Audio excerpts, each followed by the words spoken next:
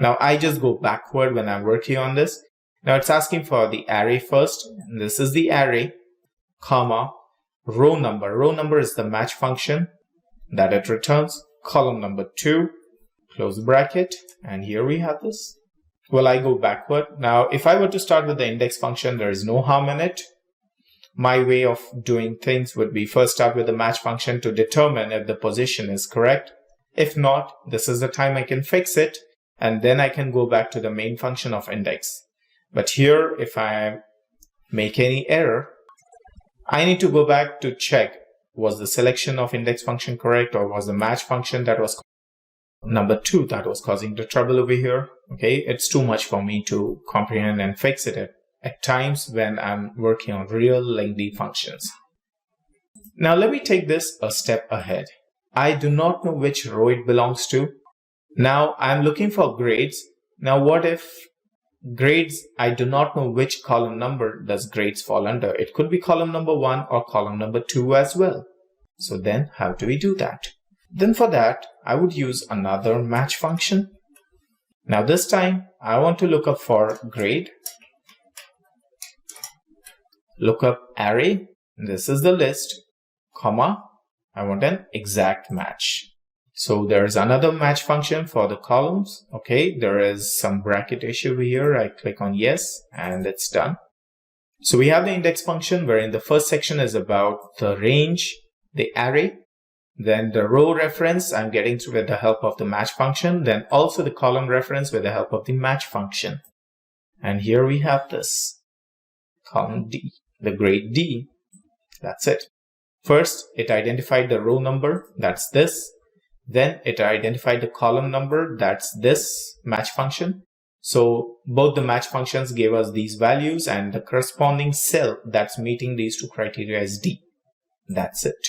So we can have a good camaraderie between the two functions and just work wonders with that. The beauty of these functions are they are least concerned about where do you want to search these values in. Do they belong in the first column or the first row, or is it on the last column or last row? It does not matter. They are just versatile there. Let me show you another example over here. How does this work? But first, let us fill this. We had used this index match function here. I would want to lock the row reference here as I would be using them down. Copy paste. And that's it. Apply it down. Here we have. Let's do a cross check. Is 68 falling under D grade? Yes. 72.5 is C. And what about 59.5? Is it E? Yes. 82.75 is B. Perfect. What if this was 100? Well, it's an A+. And what if it is a 90 or 93? It's A grade, right? So that's working perfectly fine here. Now let's try a similar thing over here on the right. Now I'll clear this off, or maybe for your reference, I'll just keep it down over here.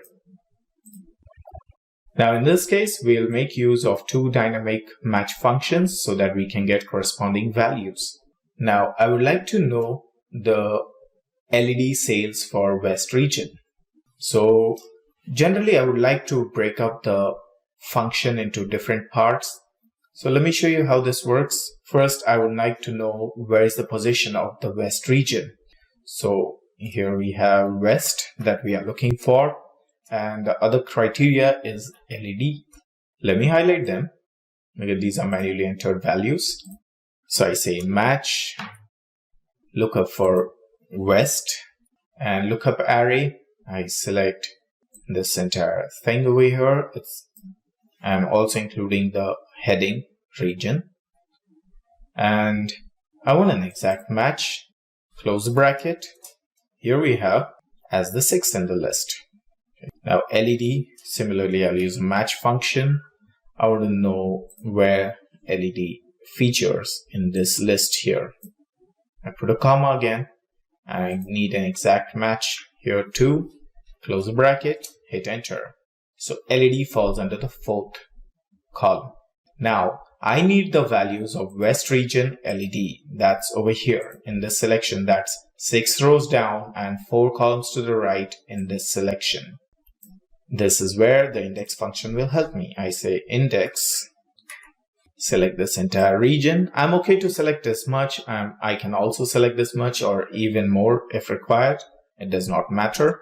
Now, row number, which is I'm looking for something this over here, and row number would be this and column number would be this. Close brackets and you have the answer. So we had one match function which is dynamic. The second match function is also dynamic. Well, in case if you want to test it, let me change this to LED and change this to FL. Well, you see the moment this is LED here, west, it's 235. And that's how it works. I'll undo this. It's 290. Now, since I have split this one large function into multiple cells, okay, this is just for explaining to you how this works. If I were to frame this in one single formula, then isn't it the same as me copying this formula, this function? This is a row reference and replacing the red cell with the formula within this. Enter, and then also copy this formula and apply it over here where the underlying formula that we had copied within a green cell, paste it here. And this is how a full-fledged index and match function will look like, highly dynamic. Hit enter and you have this. Now let us consider one last scenario. Now this time it would be a different angle here. And this is where the beauty of index and match function helps you overcome the limitations of the VLOOKUP as well as the HLOOKUP. Now let's say I want to know which product has neared the total of 1500. So first I would like to know which product has achieved closer to around 1500. So I say index, I select the range, comma, row number. Now I need the product heading over here, which is on first row, right? So I'll just select number 1 and column number. Now in order to determine the column number, I'll select match, look up for 1500 and look up where? In this list. We are talking about the totals, the product which has achieved 1500 or closest to 1500. So we select this range. Is it less than or exact match? I select less than. Close the match function and then close the index function and take a look. You see? LED. What exactly happened here? We first selected the index, the entire function, the entire region. Within that, we selected the number 1. That is the first row. We know that the headings belong to the first row, so we selected number 1. Now, I need to know which column heading meets the criteria. So we need to use the match function to determine that. Now, what if it was not 1500 but 1300? So you see, it's FL which is closer to 1300 but not beyond 1300. Now, in case if I were to think of making this instead of like less than, I want to make it greater than match. So we have CFL over here. Now we had 1325, 1420 and 3940. All three numbers greater than 1300. So we were looking for greater than match, right? So why did it show 1325? It did so because in the list of iteration over here, the first entry that crossed 1300 was 1325, and hence it showed this result. Now what if this total was not 1325 but it was just 1125? And if I change this function to less than match and hit enter, you see it's FL which is closest to the list. Now there are two new lookup based functions that have been introduced in Office 2019. Well, it's also accessible by those using Microsoft 365. These functions are X-Lookup and X-Match. Now, X-Lookup is a hybrid version of the VLOOKUP and HLOOKUP. And let me show you how this works. So so far we had achieved this result with the help of VLOOKUP. Now let us try with the help of X-Lookup. So look up for this value, and you see it's asking for a lot more information than what VLOOKUP or HLOOKUP would have asked for. So I put comma, lookup array. Where do you want to look up for? I say this list. Now I do not need to worry about whether do they fall in the same range or not. I do not need to select a huge array. I can just say lookup in this list and return array. Okay, so basically in VLOOKUP it was asking like, if I find the value that you're looking for, which column value do you want me to return? So here that's the return array. So we can select this separately, and then comma, what if not found? Now instead of giving a hash any error, it is giving us the option to respond with a specific message. Maybe I would say something like just put outside range. That's outside range. Or maybe you want to give just a simple NA, and that's absolutely fine.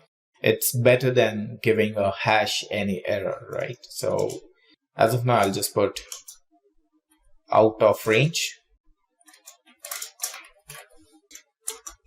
Now match mode. Is it the exact match on next smaller item, exact match on next larger item, wildcard character match? Now, what exactly do they do? Returns the index of the match, exact match if none return any. Then returns the index of the exact match, and if not found, returns the index of the next smaller item. So here we have 72.5. If I were to select this, I'll get 70 as the result, and the corresponding grade of 70 that would be taken care of. If I were to select this, it says return the index of the exact match, but if not found, then it returns the index of the next larger item. So 72.5, if I were to select this, 72.5 do not exist in this list. So it looks for the next larger item, that's 80. It won't fall back to 70, but it will go to 80. Now what about the wildcard character? Returns the index of a wildcard match where star, question mark, and this similarity sign, or some might call it as a tilde sign, have special meaning there. Now this is something which we'll talk about later, but for now, let us select this. If we select this, I hit a tab, and search mode, where do you want it to search from? Is it start from the list from top to bottom or bottom to up? Binary search, that's sorted ascending order or descending order. So right now, everything is sorted in a ascending order, but we can also do a first to last, and that's absolutely fine. We can just close the bracket, and here we have this C. Now what if this was greater than match? That's exact match or next larger item. It's B. It's falling under 80, so it's B. So X-Lookup gives us lot many options to choose from when we are narrowing down to a particular value. And that's exactly what we are doing here, exact match. And here it's the approach of match, whether it's sorted ascending order or descending order. I just hit enter and see it does the same job because we had already arranged everything in the ascending order. Now we might want to just lock the reference over here for using the $sign for the row. Close the bracket. And here we have this. X-Lookup. It does the same job like a VLOOKUP. But what is the beauty over here? What if the grades are not here and here? And now I want the corresponding grades for this. So let's say here I'll clear this off again.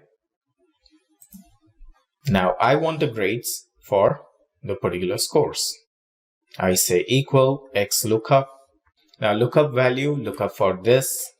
In lookup array, I want to look at under scores and not grades. Okay, lookup under scores and return array. That means if the value is found, select the grades, comma. If not found, I would just put an NA. I think that should be fine enough. it does not look like an error at least. And I need exact match or next smaller item. Well, if you notice this, if not found, that's the NA error, match mode and search mode, all three are optional. They are in square brackets, they are optional. It's up to you whether you want to mention them or you do not want to specify that. We can just close the brackets and that's absolutely fine. Hit enter and you have this here. You see, now this was one limitation of the VLOOKUP function wherein you select this entire range. By default, the VLOOKUP used to search in first column, but here X-Lookup gives us the liberty. What exactly is happening? It's doing the job similar to the match function and the index function. First, where do you want to search it? I just select the column and then it identifies the row number or the position where this number would match up to. And then it notes that position number and then it asks, okay, if it's matched, which column's value do you want me to return? I select this column and that's it. Here we have this. So backward compatible as well. So we again lock the reference and this as well. Here we have this. Done. See? That's the beauty of using the X-Lookup function. Now, what about the X-Match function? X-Match does the same job like a match function, but again, they have given some more options over here of match mode and search mode. Search mode is a new addition to this list, but let me show you the beauty. It returns the relative position of an item in an array. By default, an exact match is required by default unless you specify an approximate match. So if you do not specify match mode, it will look for an exact match. Now let's say I'm looking for 72.5, lookup array. I'll select this. Now match mode, I want, let's say, here we have lot many options. Now earlier, we used to have only 3 options. And that was quite ambiguous at times. So here it's much more clear. Exact match on next smaller item, exact match on next larger item, and wildcard character. So we select the next larger, smaller item. We can close the brackets or even put a comma and search mode. We say search first to last, close the bracket. And we have the position. That's 1, 2, 3, 4. That's it. So X-Match does the same job like a match function, but let me tell you one thing, that in case of VLOOKUP, VLOOKUP has a different approach of starting its search.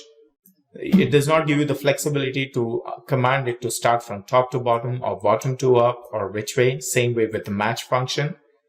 But X-Match helps you get that under control, and so does X-Lookup. You also get to command the search mode. That's the value addition that you're getting over here with the help of these two X-based functions. That's X-Lookup and X-Match.